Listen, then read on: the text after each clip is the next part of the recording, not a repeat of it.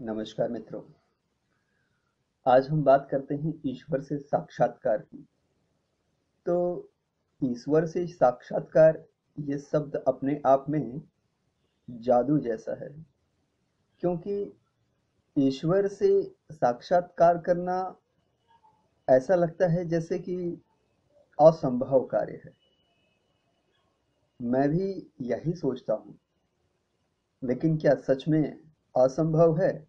आइए इसे हम समझते हैं कैसे। मेरे अनुसार ईश्वर एक लौकिक, अलौकिक या पारलौकिक कोई अद्भुत शक्ति है, या यूं कहें the total energy of the universe और गैलेक्सी और द सोलर सिस्टम, या जितना बड़ा से बड़ा हम सोच सकते हैं और जितने छोटे से छोटा हम सोच सकते हैं। इलेक्ट्रॉन, उससे भी छोटा, उससे भी छोटा, गॉड पार्टिकल या उससे भी छोटा। तो हिंदू धर्म में ब्रह्मा, विष्णु, महेश, अंग्रेजी में इसे गॉड भी कहा जाता है, जनरेटर, ऑपरेटर, डिस्ट्रॉयर। एक्चुअल में ये कॉन्सेप्ट बिल्कुल सेम है, धर्म चाहे जो भी हो। इस कॉन्सेप्ट को दर्शन के हिसाब से लीजिए, धर्म तो अपनी जगह है, वो अपनी अपनी आस्था है। निर्माण करने वाली ऊर्जा ब्रह्म है।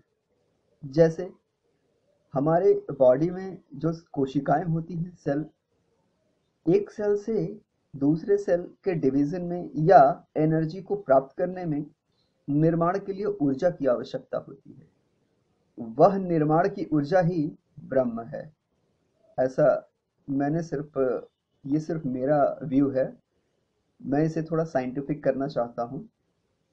वही एनर्जी जो किसी फॉर्मेशन में जुड़ी है, शायद वही ब्रह्म है। फिर किसी चीज के बनने के बाद उसमें ग्रोथ होती है, वो आगे फर्दर डेवलप करती है, तो संचालन होता है। और संचालन के लिए जिस ऊर्जा की आवश्यकता है, वही ऊर्जा विष्णु है।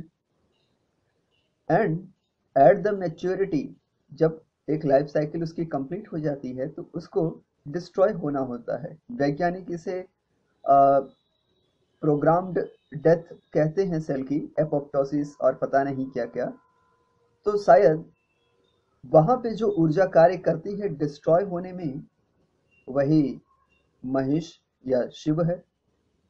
तो इस तरह से सारी एनर्जीज मिलके एक साइकिल को कंप्लीट कर रही हैं। यानी ये सारी एनर्जी एक ही है, बस अपने वर्क के अकॉर्डिंग इनका नेचर और इनको कहने का स्टाइल चेंज हो जा रहा है। सो हमारी बॉडी में ही ईश्वर है, और यही ईश्वर से साक्षात्कार है। ईश्वर का मूल स्वरूप नो डाउट नॉलेज है। सो प्लीज नॉलेज के लिए हमेशा अपडेट रहिए, हमेशा ईश्वर में आस्था रखिए, और खुद को हमेशा ऐसे कार्यों में लगाइए जिससे समाज की भलाई हो, जिससे उन्नति हो देश की, समाज की, और क्योंकि इसी में हमारी भी उन्नति है। धन्यवाद।